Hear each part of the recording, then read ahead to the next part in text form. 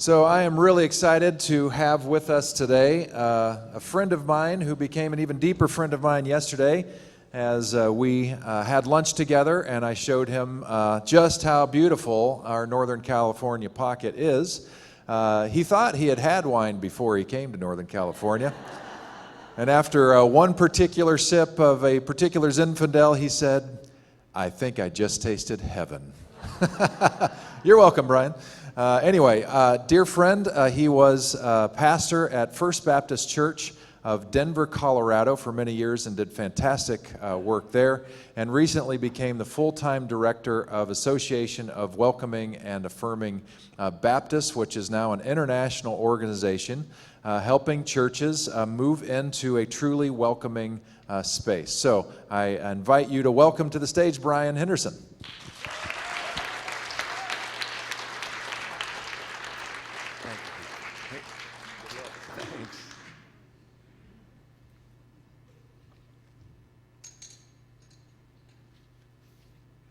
Thank you, Pete, and good morning, Crosswalk Community Church.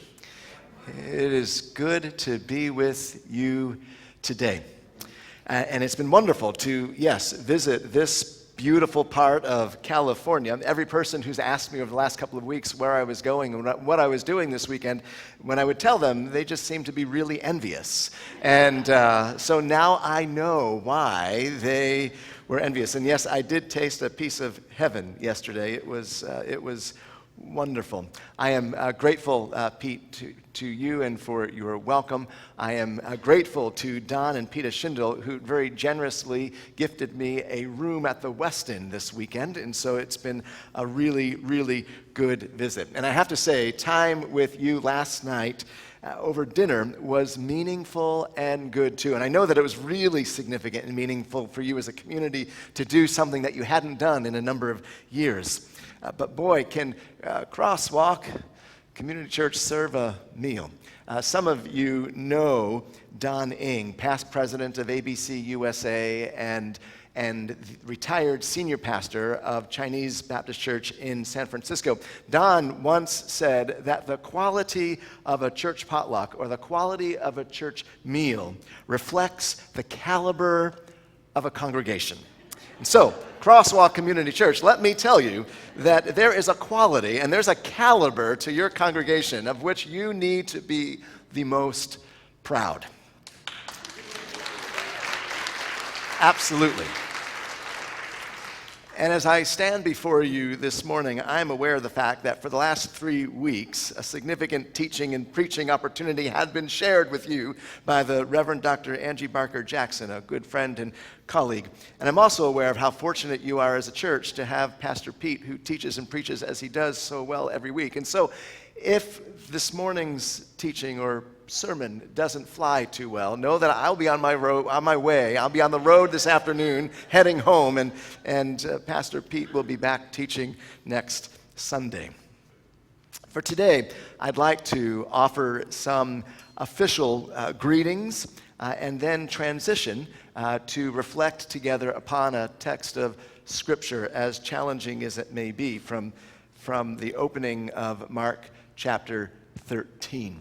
And so on behalf of the Association of Welcoming and Affirming Baptists, Board of Directors, staff, and nearly 180 member congregations and ministries from all over the United States, throughout Canada, across the continents of Africa and Europe, I bring you greetings. And I am here simply to say thank you, Crosswalk Community Church, for creating and being a place that is welcoming and affirming to all.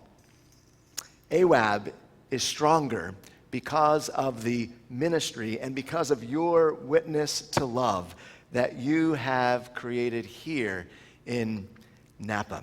I'd like to share with you a few things about AWAB, and I'm having to multitask this morning. I'm not used to doing this, so I think, Pete, if I push this button, it's going to work, right?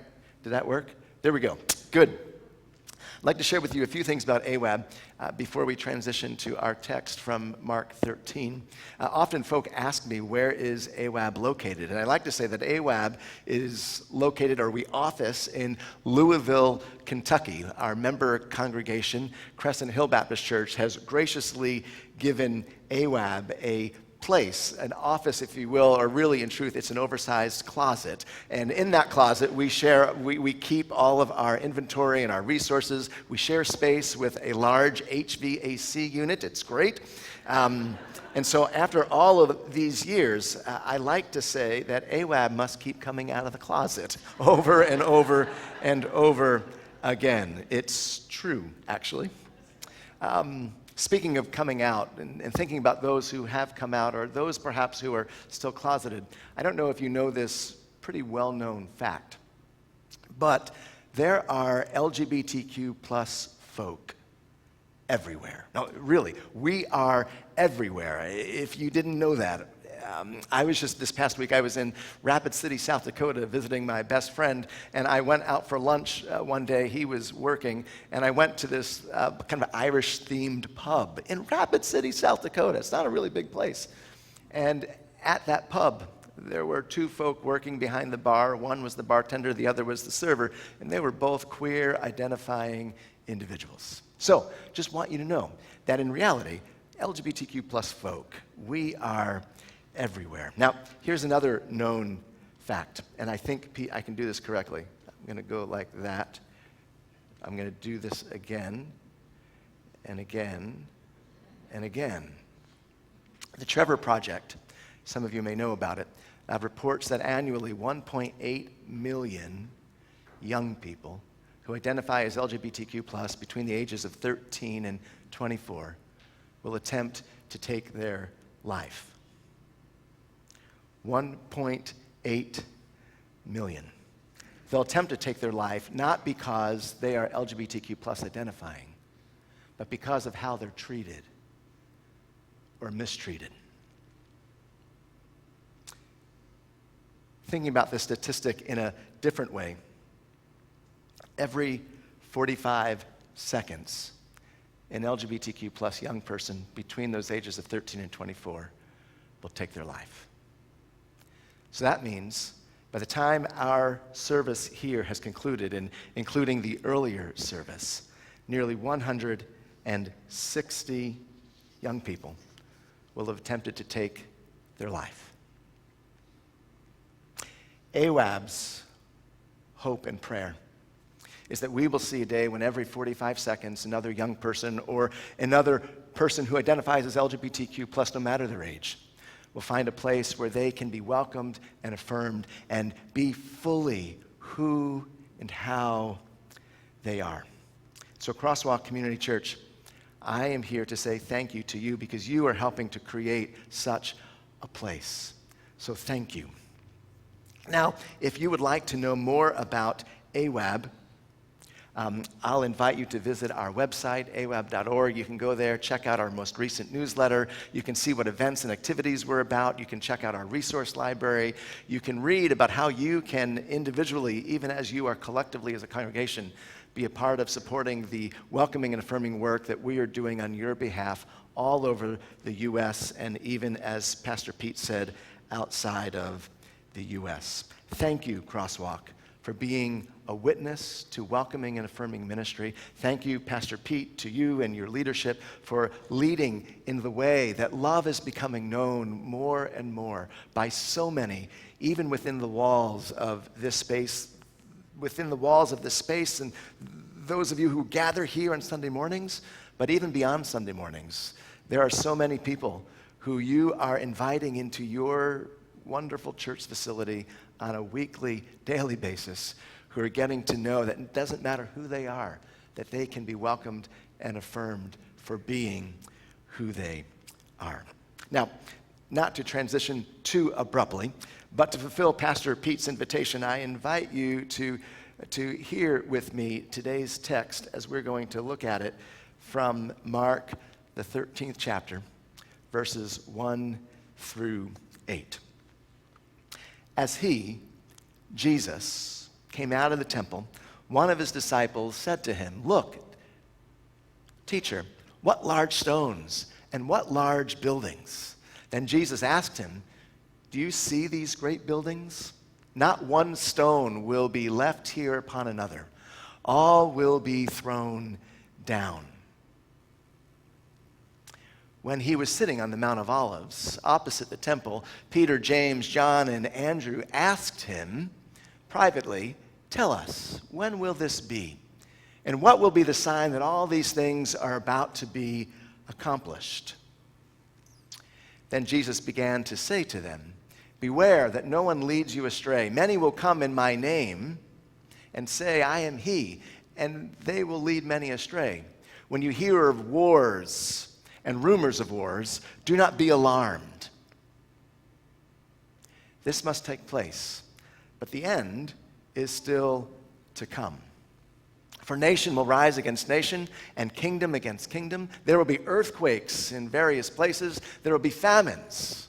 This is but the beginning of the birth pangs." Now, isn't that a great text for a visiting preacher to come and share on a Sunday morning right after you've had a great celebration? Throughout Mark's gospel, it's important to note how concisely this gospel tells of the stories and sayings of Jesus. Throughout its 16 chapters, we read many times the phrase, "and immediately." This phrase gives emphasis to the faster-paced storytelling Mark employs, often in contrast to the other Gospels, particularly Matthew and Luke. And immediately, and immediately. If you start reading in chapter 1, you'll see this phrase over and over. And immediately. Jesus did that, and Jesus said this, and the disciples went there. Of all of Mark's chapters, chapter 13, though, can seem seemingly enigmatic, confusing, dark, discouraging, and even apocalyptically fantastical. In other words, it's just strange and weird. And in truth, I think we've got to ask the question, perhaps, why would even the gospel writer include these words of Jesus if folk like us would have to struggle with understanding them so many years, decades, millennia later? Over the course of time, different folk have used and interpreted these verses in various ways, often to give some type of credence to the idea that the end of the world was soon to come. Nation will rise against nation and kingdom against kingdom. There will be earthquakes in various places and famines. I mean, to the uncritical mind, it sounds as if we're in these final days today. Can't it? Perhaps. And this is a very challenging time politically, isn't it? I mean, not only for us here in the U.S., lest we think what we're experiencing is challenging, but it's a challenging time all around the world. And we know what's happening in the Middle East, right? And we know what's happening in Eastern Europe.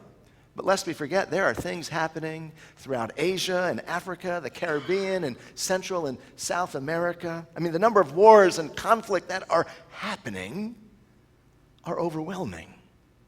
But in truth, though, nearly every generation since the beginning of civilization has experienced such realities. So I don't think we ought to too quickly jump to conclusions about what might be happening today, even though it may seem intense.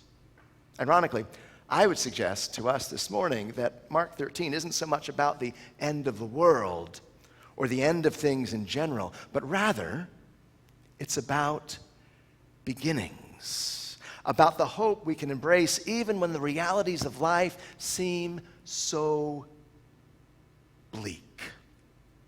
We remember how the Gospel of Mark begins, right? Do you recall it? Chapter 1, verse 1, the beginning of the good news of Jesus Christ. From beginning to end, Mark is about beginnings, always something new. I mean, the crowning story and message of this gospel, as it is for the other gospels, is how even in the darkest hour of Jesus' life, the story of Jesus' crucifixion, that wasn't even an ending on its own. And the story doesn't conclude there, but it continues with the power and hope that comes with resurrection.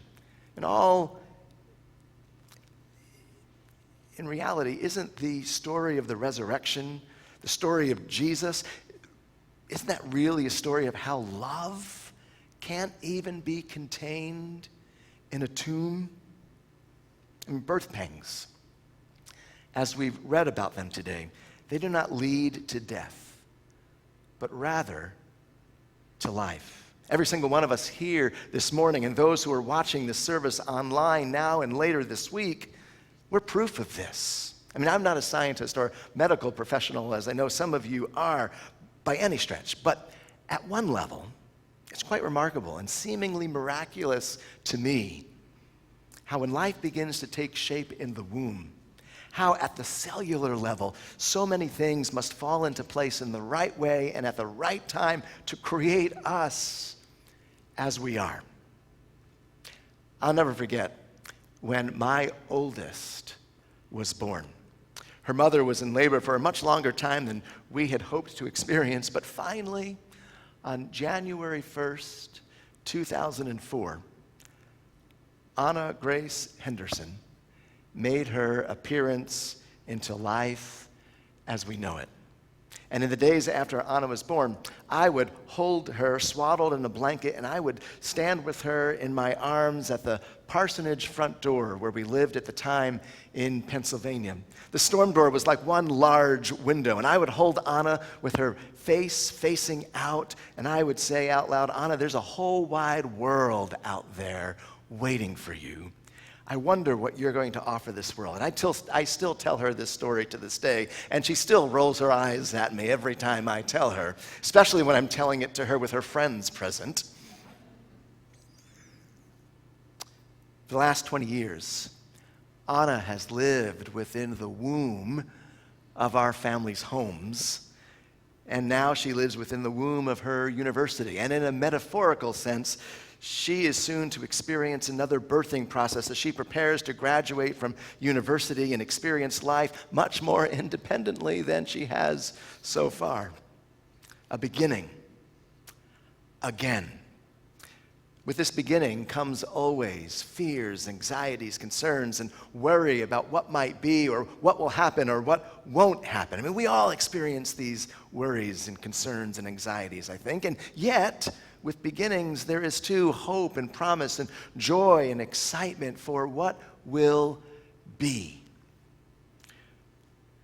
One of my favorite quotes is often attributed to Mark Twain, who, as he was named at birth Samuel Langhorne Clemens, he once said, and I saw this quote, and I know you've got roots in Virginia. I was visiting Luray Caverns for vacation once, right? And Luray Caverns is this beautiful place, this underground caverns with all kinds of beauty to see underneath the earth, right? Well, like most tourist traps, once you leave the caverns, you've got to walk through a gift shop to get out, right? You know what that's like, and you know how you get caught and stuck, and I need to get this, or buy a magnet for your refrigerator or something like that. Well, I wasn't getting distracted by everything that was in the gift shop, except for this plaque that I saw on the mantle of the fireplace in the middle of the gift shop. Why the Luray Caverns gift shop has a fireplace in it, I don't know.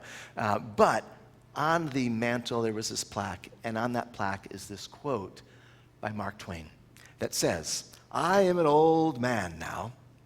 I have seen a lot of trouble in my lifetime. Most of it never happened." Along the theme of beginnings and endings, I've read elsewhere by Alan Moore, "The ending is nearer than you think, and it is already written. All that we have left to choose is the correct moment to begin." So for me, the gospel writer's words here in the 13th chapter of Mark, verses 1 through 8, they're not meant to scare us or frighten us or cause us to believe that something catastrophic or some calamity is about to happen. Because, point of fact, catastrophes and calamities happen every day, all the time, everywhere even, right? And rather, the beginning of birth pangs signals for us always hope.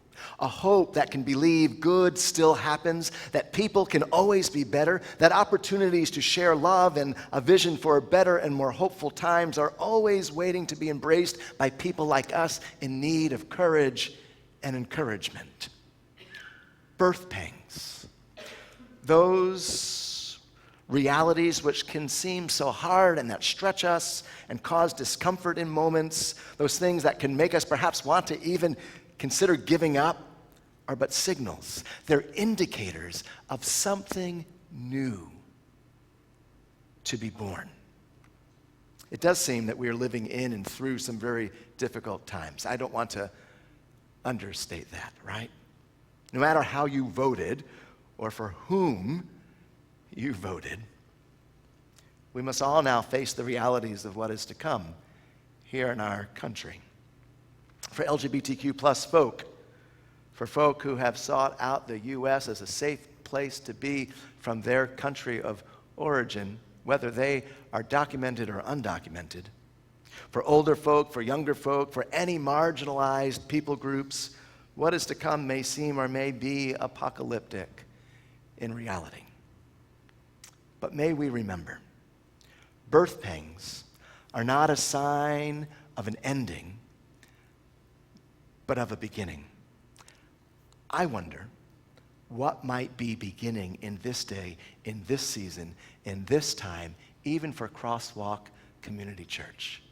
My sense is, just as an outsider who happened to wander into Napa Valley this weekend and who happened to come into dinner last night, there is something beginning here that is fresh and real and dynamic. And you may say, I've been here for years. You may say, Pastor Pete, he's been here for a long time. Some of you I know have only been here for months. There is something new happening at Crosswalk Community Church, and I am here to just affirm you and to say, keep doing what you are doing, Crosswalk. As some would say, some could say that you are doing good work. As the late Congressman Lewis would say, you are up to good trouble in Napa.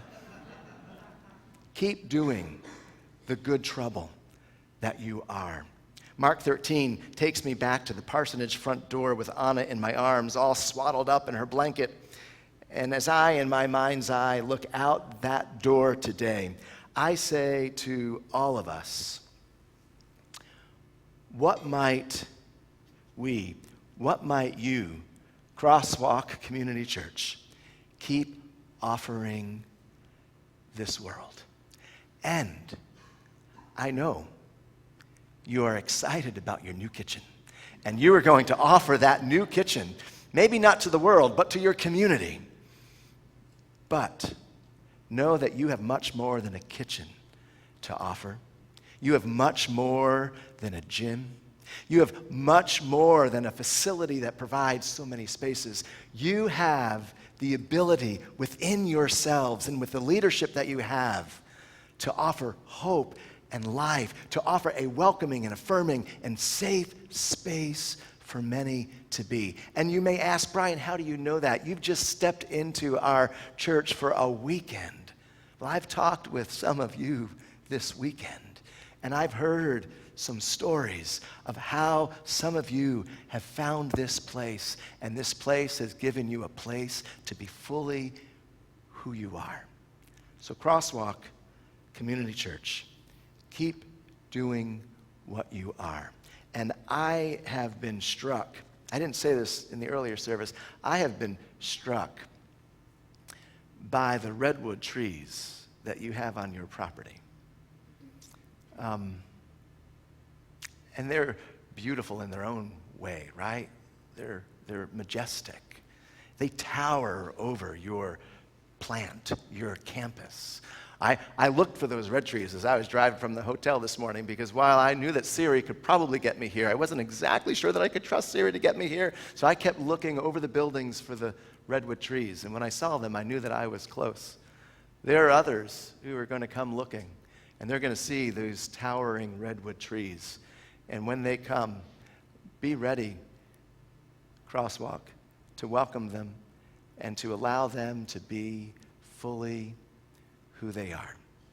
There ain't no mountain high enough, no river wide enough, there ain't no redwoods tall enough that can't bring folk home to Crosswalk Community Church. Amen.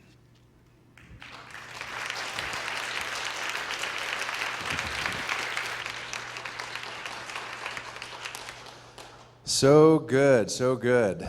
He joked about how if he bombed, he's going to be on the road in just a few minutes. So I want to tell you the opposite of that, he's on the road in a few minutes. So if you want him to replace me too, he's gone, all right? So he's great, and I'm just so excited that you were able to be here. We have one final